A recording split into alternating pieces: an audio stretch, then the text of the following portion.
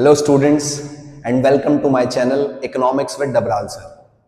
तो आज हम second part of theory of demand करने वाले हैं। इससे पहले एक वीडियो में डाल चुका हूं, जरूर आप उसे देख लेना। तो इसमें हम पढ़ने वाले हैं अबाउट लॉ ऑफ डिमांड और उसके बाद एक्सेप्शंस पढ़ेंगे, डिमांड लॉ ऑफ डिमांड के एक्सेप्शंस पढ़ेंगे, अजम्पशंस पढ़ेंगे एंड देन पढ़ेंगे movement and shifts in demand curve. जल्दी से स्टार्ट करते हैं। लॉ ऑफ डिमांड क्या होता है? आप लॉ ऑफ डिमांड को बस इतना समझ सकते हैं कि जहां प्राइस और डिमांड के बीच में नेगेटिव रिलेशन हो वही लॉ ऑफ डिमांड है। लॉ ऑफ डिमांड कहता है keeping other factors constant there is an inverse relation या negative relation between price and quantity demanded. Price बढ़ेंगे डिमांड कम होगी, प्राइस घटेंगे डिमांड बढ़ेगी। जैसे कि यहां आपको एक टेबल मैंने एग्जांपल के तौर पे बना रखी है। जब प्राइस 10 रुपए थे तो हम 4 यूनिट कंज्यूम कर रहे थे, 4 यूनिट परचेज कर रहे थे, और जैसे जैसे प्राइसेस बढ़ते जा रहे हैं हम कंजम्पशन को, हम परचेज को घटाते चले जा रहे हैं। Which is why demand curve is downward sloping curve. इसी को जब भी दो वेरिएबल्स नेगेटिवली रिलेट करते हैं तो हमेशा डाउनवर्ड स्लोपिंग कर्व ही आता है। आप देख सकते हैं जब 10 रुपए प्राइस था तब हम 4 यूनिट डिमांड कर रहे थे, तो पहला पॉइंट ए पॉइंट पे आया। दूसरा, जब प्राइस बढ़ के 20 रुपए हुआ तो हमने 3 यूनिट्स कंज्यूम करनी स्टार्ट कर दी, तो यहां पे क्वांटिटी जो डिमांडेड है वो कम हुई है, बी पॉइंट पे चली गई है, फिर सी पे, फिर डी पे। तो आप देखोगे कि अगर इन पॉइंट्स को जोड़ते तो डाउनवर्ड स्लोपिंग कर्व ही बनेगा। तो डिमांड कर्व हमेशा डाउनवर्ड स्लोपिंग होता है क्योंकि प्राइस और डिमांड के बीच में नेगेटिव रिलेशन है। प्राइस बढ़ेंगे डिमांड घटेगी, प्राइस घटेंगे डिमांड बढ़ेगी। लेकिन ये तभी पॉसिबल है जब सारे फैक्टर्स कांस्टेंट होंगे। जैसे कि आपकी इनकम में कोई चेंज नहीं आना चाहिए, इसलिए इन सबको अजम्पशंस बोला गया है। देखिए, assumptions to law of demand, मतलब अगर ये लॉ फुलफिल करना है, प्राइस और डिमांड के बीच में नेगेटिव रिलेशन देखना है, तो बाकी सारे फैक्टर्स जो डिमांड को असर कर सकते हैं वो कांस्टेंट होने जरूरी है। Such as no change in price of substitute and complementary goods. ना ही सब्स्टिट्यूट गुड्स ना ही कॉम्प्लीमेंट्री गुड्स, दोनों में प्राइसेस का कोई चेंज नहीं होना चाहिए। सब्स्टिट्यूट और कॉम्प्लीमेंट्री क्या होते हैं, प्रीवियस वीडियो में मैंने बना रखा है, आप एक बार वहां देख सकते हैं। इसके अलावा कंज्यूमर की इनकम में भी कोई चेंज नहीं आना चाहिए।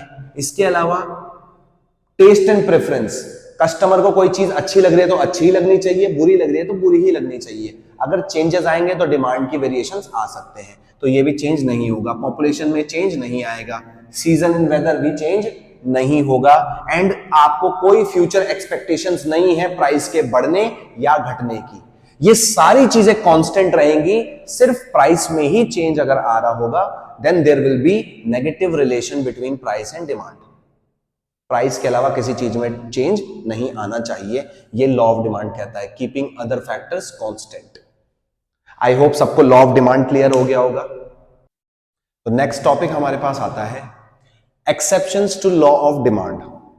देखिए, लॉ ऑफ डिमांड कह रहा था कि प्राइस बढ़ेंगे तो डिमांड घटेगी, प्राइस घटेंगे तो डिमांड बढ़ेगी, लेकिन यहां पे कुछ एक्सेप्शंस हैं।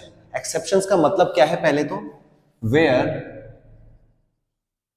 Law of demand does not hold true, जहां पे लॉ ऑफ डिमांड फेल हो जाएगा। Failures to law of demand है।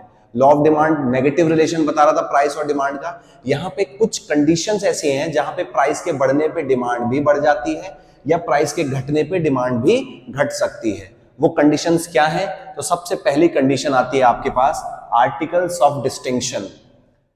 ऐसे प्रोडक्ट्स जो कि आपको दूसरे से अलग दिखाते हैं।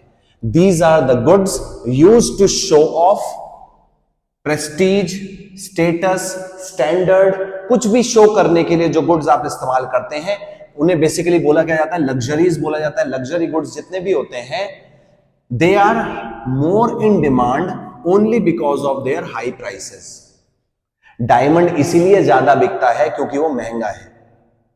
रोल्स रॉयस गाड़ी है, हर कोई इसलिए खरीद रहा है क्योंकि वो महंगी है। सबको अपना स्टेटस दिखाना है। जितने भी रिचर सेक्शन है वो सब अपने स्टेटस को दिखाने के लिए जिन प्रोडक्ट्स को यूज कर सकते हैं उनको बोलते हैं आर्टिकल्स ऑफ डिस्टिंक्शन। तो प्राइस जितने ज्यादा इनके होंगे उतना ज्यादा इनकी डिमांड बढ़ती चली जाएगी, क्योंकि वो लोगों को एक दूसरे से अलग दिखा रहे होंगे। दूसरा पॉइंट आता है गिफन गुड्स या गिफन पैराडॉक्स बोलते हैं जिसे। यहां पे लग्जरीज की बात हो रही थी, बहुत ही महंगे प्रोडक्ट्स की बात हो रही थी। अब यहां हम बात करने वाले हैं बहुत ही लो क्वालिटी प्रोडक्ट्स की। तो गिफन गुड्स क्या होते हैं? These are highly inferior goods. अगर आप इंफीरियर गुड्स देखोगे तो लो क्वालिटी प्रोडक्ट्स को इंफीरियर बोलते हैं। ये है हाईली इंफीरियर, मतलब बहुत ही लो क्वालिटी के गुड्स हैं जो कि high negative income effect show करते हैं। मतलब इनकम के बढ़ने पे इनकी डिमांड कम होती ही होती है। ऑब्वियस है, लो क्वालिटी के गुड्स को इनकम के बढ़ने पे आप कम कर देते हैं, तो ये हाईली नेगेटिव इनकम इफेक्ट भी शो करते हैं and takes major income of the poor section. और ये एक पुअर सेक्शन की बहुत बड़ी इनकम को लेकर के जाते हैं। जाहिर सी बात है, गिफन गुड्स गरीब लोग ले रहे होंगे और ये गरीबों की बड़ी इनकम को लेकर के चले जाते हैं। जैसे कि अनाज है, अनाज में 50-60% अनाज में ही चला गया किसी किसान का, किसी poor section of the people का, तो उस कंडीशन में क्या है, मेजर पोर्शन वहां चला गया। अब देखिए होता क्या है, जैसे ही इन प्रोडक्ट्स के, लो क्वालिटी प्रोडक्ट्स के प्राइस गिरते हैं, हमें अपनी परचेजिंग पावर बढ़ती हुई नजर आती है। पैसा, इनकम बढ़ नहीं रही है, बढ़ती हुई सिर्फ नजर आ रही है, क्योंकि प्रोडक्ट के प्राइस कम हुए हैं। और इनकम के साथ कैसा रिलेशन है गिफन गुड्स का? नेगेटिव। ये देखिए, highly negative income effect. Price कम हुए, आपको इनकम बढ़ती हुई नजर आई, परचेजिंग पावर बढ़ती हुई नजर आई, जिसकी वजह से आपने इनकी डिमांड कम कर दी। इनकम बढ़ेगी तो डिमांड कम कर दोगे इनकी, तो आपको इनकम बढ़ती हुई नजर आई, आपने डिमांड कम कर दी गिफन गुड्स की। तो अगेन प्राइस और डिमांड में पॉजिटिव रिलेशन देखने को मिल रहा है। जैसे कि पहले वाले पॉइंट में भी था, प्राइस बढ़ने पे डिमांड बढ़ रही थी, तो वहां पे भी पॉजिटिव रिलेशन था। तीसरा पॉइंट देखते हैं, इर्रेशनल जजमेंट। हम लोग बहुत समय किसी भी प्रोडक्ट की क्वालिटी को उसके प्राइस से जज करने लग जाते हैं कि प्राइस ज्यादा है तो मतलब क्वालिटी बढ़िया ही होगी, प्राइस कम है तो क्वालिटी बेकार ही होगी। When consumer judge quality of a commodity with its price, price से जब आप क्वालिटी को जज करते हैं, उस सिचुएशन को बोलते हैं इर्रेशनल जजमेंट। अब अगर प्राइस बढ़ रहे हैं तो आपको ऑब्वियस है क्वालिटी लगेगी, बेटर है क्वालिटी, जिसकी वजह से आप डिमांड बढ़ा दोगे। तो यहां पे भी आपको प्राइस और डिमांड में पॉजिटिव रिलेशन देखने को मिल रहा है। फोर्थ पॉइंट पे आते हैं, which is emergency. Emergency conditions की बात कर सकते हैं, चाहे एक पर्टिकुलर पर्सन के साथ इमरजेंसी की बात कर सकते हैं। अगर आपको दवाइयों की इमरजेंसी है तो कितने भी प्राइस बढ़ जाए आपको दवाई लेनी पड़ेगी। ऐसे ही कोविड के टाइम की इमरजेंसी की भी एग्जांपल आप यहां ले सकते हैं। कोविड के टाइम पे इमरजेंसी सिचुएशन ही तो आ गई थी, जिसकी वजह से क्या हुआ, अनाज के प्राइस अगर बढ़ भी जा रहे होते, लोगों ने फिर भी उसका स्टॉक करना स्टार्ट कर दिया था। लोगों ने भरना स्टार्ट कर दिया घरों में कि पता नहीं कब तक सामान मिलेगा नहीं मिलेगा, तो बढ़ते हुए प्राइस में भी ज्यादा सामान ले रहे थे। तो प्राइस के बढ़ने पर डिमांड भी बढ़ रही है। Again law of demand fail हो रहा है यहां पे। एंड लास्ट सिचुएशन है, if prices rise but expected to rise in future more. Prices बढ़ रहे हैं लेकिन आगे आने वाले समय में और बढ़ सकते हैं, तभी भी आप प्राइस के बढ़ने पर डिमांड को बढ़ा दोगे। जैसे कि हर कोई आज के समय पे गोल्ड परचेज कर रहा है, जबकि गोल्ड के प्राइस तो बढ़ रहे हैं, डिमांड तो कम होनी चाहिए थी, लेकिन गोल्ड फिर भी और ज्यादा डिमांड में आ रहा है। क्यों? क्योंकि वो आने वाले समय पे और महंगा होने वाला है। तो जब भी कोई चीज आने वाले समय पे महंगी होने वाली है तो अभी बढ़ते हुए प्राइस में भी आप उसे ज्यादा परचेज करते हैं। प्राइस बढ़ रहे हैं तभी भी डिमांड बढ़ रही है। तो ये सारी सिचुएशन जितनी भी थी, ये प्राइस और डिमांड में पॉजिटिव रिलेशन बता रही थी, मतलब लॉ ऑफ डिमांड को फेल कर रही थी। जब भी लॉ ऑफ डिमांड फेल होगा, यहां पे कर्व कैसा बनेगा, क्योंकि दोनों प्राइस और डिमांड में पॉजिटिव रिलेशन आ रहे हैं, विच इज वाई इसका कर्व अपवर्ड स्लोपिंग बन जाएगा। जब प्राइस कम है तो क्वांटिटी भी कम थी, प्राइस बढ़े P1 पे आए, क्वांटिटी भी बढ़ गई, Q1 पे आ गई, या वाइस वर्सा, प्राइस कम हुए तो डिमांड भी कम हो गई। तो अपवर्ड स्लोपिंग कर्व होता है एक्सेप्शंस का, लॉ ऑफ डिमांड एक्सेप्शंस का अपवर्ड स्लोपिंग कर्व होता है।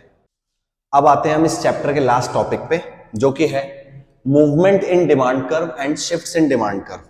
डिमांड कर्व में मूवमेंट्स कब आती हैं और शिफ्ट्स कब आते हैं। तो सबसे पहले तो मूवमेंट के बारे में देखते हैं। जब भी डिमांड प्राइस की वजह से चेंज हो रही होगी तो it leads to movement along the demand curve. It is the change in quantity demanded due to change in own price of the commodity. Price की वजह से अगर डिमांड में चेंज आएगा तो मूवमेंट क्रिएट होंगे, जबकि अदर फैक्टर्स की वजह से it is the change in demand curve due to change in other factors except price. Price के अलावा अगर बाकी फैक्टर्स की वजह से डिमांड में चेंज आ रहा है तो शिफ्ट्स क्रिएट होंगे डिमांड कर्व में। प्राइस की वजह से मूवमेंट, अदर फैक्टर्स की वजह से शिफ्ट्स। यहां पे प्राइस कांस्टेंट रहते हैं। अब देखिए, डिमांड या तो बढ़ सकती है या तो घट सकती है। मूवमेंट क्रिएट करेगी अगर डिमांड प्राइस की वजह से अगर घटी है या बढ़ रही है, तो एक्सटेंशन एंड कॉन्ट्रैक्शन क्रिएट होते हैं अलोंग द डिमांड कर्व।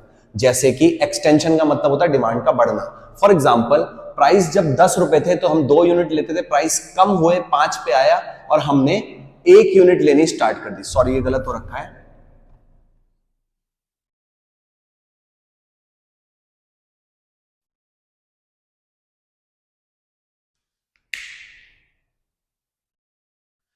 तो जैसे कि एक्सटेंशन आप देख सकते हो, प्राइस जब 10 रुपए था तो हम 2 यूनिट ले रहे थे, प्राइस घट करके 5 रुपए पे आया, हम 4 यूनिट्स लेनी स्टार्ट कर चुके हैं।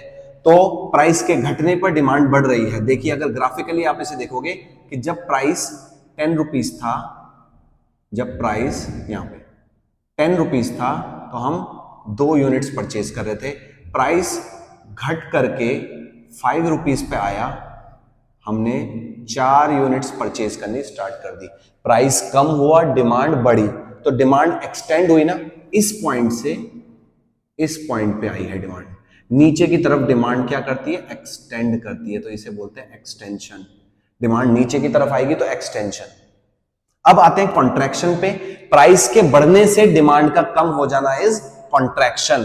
प्राइस के बढ़ने पे डिमांड का कम हो जाना। अब दोबारा से देखते हैं, जब प्राइस 10 रुपए था तो हम 2 यूनिट्स परचेस करते थे, प्राइस बढ़ा 20 रुपीज हो गया और अब हम 1 ही यूनिट परचेस करते हैं। प्राइस के बढ़ने पे डिमांड कम हो गई, इस पॉइंट से डिमांड इस पॉइंट पे शिफ्ट हो गई, ऊपर की तरफ डिमांड जाती है, इसे बोलते हैं कॉन्ट्रैक्शन इन डिमांड।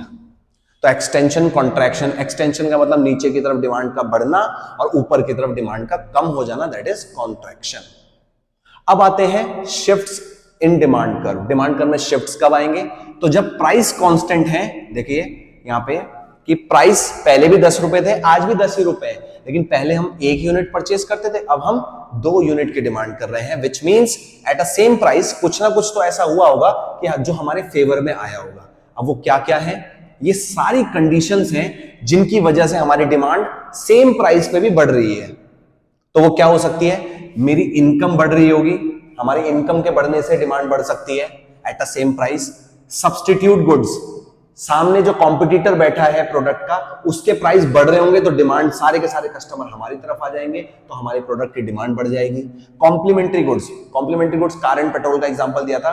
अगर पेट्रोल के प्राइसेस बढ़ते हैं, सॉरी घटते हैं, पेट्रोल के प्राइसेस घटते हैं तो डिमांड गाड़ियों की, कार्स की डिमांड बढ़ जाएगी एट अ सेम प्राइस।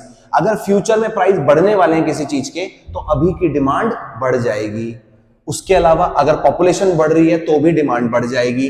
अगर आपको कोई प्रोडक्ट ज्यादा पसंद आने लग गया है, टेस्ट एंड प्रेफरेंस फेवरेबल हो गया है, तो भी आपकी डिमांड सेम प्राइस पे बढ़ जाएगी। एज वेल एज अगर सीजन एंड वेदर कंडीशंस अगर फेवर में आ रही है किसी प्रोडक्ट के, तब भी डिमांड बढ़ जाएगी। जैसे कि मॉनसून के समय पे डिमांड अम्ब्रेला की बढ़ जाती है, जबकि प्राइस तो पहले भी सेम थे, अभी भी सेम है, लेकिन अब डिमांड बढ़ गई है क्योंकि सीजन फेवर में आ चुका है। तो ये सारी कंडीशंस हमारी डिमांड को बढ़ा रही हैं, जबकि प्राइसेस में कोई चेंज नहीं है। तो इसे आप ग्राफ में कैसे दिखाओगे, शिफ्ट्स कैसे क्रिएट होते हैं वो देखते हैं। प्राइस क्योंकि कांस्टेंट है तो हम प्राइस को एक कांस्टेंट लाइन से दिखा देते हैं। यहाँ पे प्राइस है y एक्सेस पे, x एक्सेस में क्वांटिटीज है। प्राइस एक कांस्टेंट लाइन से हमने दिखा दिया। पहले हम डिमांड करते थे 1 यूनिट की, तो लेट से यहां है 1 यूनिट, इस पॉइंट पे यहां आ रही है 1 यूनिट। अब डिमांड बढ़ा चुके हैं एट अ सेम प्राइस, 10 ही रुपए में हम ज्यादा क्वांटिटी डिमांड करने लग गए हैं, 2 क्वांटिटी। तो मतलब इस पॉइंट से नया कर्व बन गया ना। शिफ्ट का मतलब नया कर्व बन जाना, मूवमेंट का मतलब एक ही डिमांड कर्व में हलचल होना, शिफ्ट्स का मतलब नया कर्व बनना। तो इस पॉइंट से इस पॉइंट की तरफ आ गए, यहां पे डिमांड हमारी इंक्रीज हुई है। चाहे इसे इंक्रीज इन डिमांड बोलो, चाहे इसे फॉरवर्ड डिमांड बोलो, चाहे इसे राइटवर्ड डिमांड बोलो, ये आपका डिमांड का बढ़ने का कर्व हो गया। अब आते हैं डिमांड घटेगी तो क्या होगा, बिल्कुल इसका ऑपोजिट सिचुएशन है। देखिए सेम प्राइस पे, प्राइस में चेंज नहीं है, फिर भी हमारी डिमांड एक मिनट, फिर भी हमारी डिमांड कम होनी चाहिए। यहां पे गलती से हो गया है, 2 से 1 हो रही है, डिमांड कम हो रही है एट अ सेम प्राइस। तो क्या करेंगे, इनकम, देखिए कब हो रहा होगा ये, इनकम के घटने पर। सब्स्टिट्यूट गुड्स मतलब टी एंड कॉफी का एग्जांपल आप ले सकते हैं, उसके प्राइस के घटने पर भी ऐसा ही हो रहा होगा। कॉम्प्लीमेंट्री मतलब कार एंड पेट्रोल, पेट्रोल के प्राइस बढ़ेंगे तो गाड़ियों की डिमांड कम हो जाएगी। अगर फ्यूचर में किसी चीज के प्राइस कम होने वाले हैं तो अभी क्यों खरीदोगे आप, तो डिमांड कम हो जाएगी। अगर पॉपुलेशन कम होने वाली होगी तो डिमांड कम हो जाएगी। अगर कोई प्रोडक्ट आपको पसंद नहीं आ रहा है, अनफेवरेबल टेस्ट एंड प्रेफरेंस है, तो अगेन डिमांड कम हो जाएगी। इसके अलावा अनफेवरेबल सीजन एंड वेदर है तो भी डिमांड कम हो जाएगी। तो ये सारी कंडीशंस अनफेवरेबल डिमांड को शो कर रहे हैं, विच इज वाई डिमांड कम हो रही है। देखिए अब अगेन प्राइस तो कांस्टेंट है, तो हमने प्राइस को एक लाइन से शो कर दिया। अब पहले डिमांड ज्यादा करते थे, इस पॉइंट पे 2 यूनिट डिमांड करते थे, अब डिमांड D1 पे आ चुकी है जो कि है 1 यूनिट। तो इस पॉइंट से हम अब की बार इधर की तरफ शिफ्ट हुए हैं, बैकवर्ड शिफ्ट। बैकवर्ड शिफ्ट बोले चाहे लेफ्टवर्ड शिफ्ट बोले, तो यहां पे आपकी डिमांड कम होती हुई दिखाई दे रही होगी। तो ये आपके movements and shifts along the demand curve complete हो गए हैं। ये चैप्टर पूरा का पूरा कंप्लीट हो गया है। आई होप सबको समझ में आया होगा। अगर किसी भी तरीके के आपको डाउट्स आ रहे हैं, किसी भी तरीके के क्वेश्चंस आपके हैं, तो कमेंट बॉक्स में जरूर से जरूर लिखिए, मैं उसको रिवर्ट करूंगा। मैं जितना ज्यादा हो सके मैं आपका सिलेबस पूरा करने की कोशिश कर रहा हूं, सिलेबस डाल दूंगा आपका यूट्यूब पे, जब आपको मन करे तब आप पढ़ सकते हैं। तो आपका फायदा है, मेरा भी फायदा है। मेरा फायदा पता नहीं कब होगा, लेकिन आपका फायदा जरूर है इसमें। जल्दी से जल्दी ये सारे टॉपिक्स कवर करिए और मेरे चैनल को इकोनॉमिक्स विद डबराल सर को सब्सक्राइब करिए, ताकि मैं और ज्यादा इंफॉर्मेटिव वीडियोस आपके लिए बनाता रहूं। Thank you so much.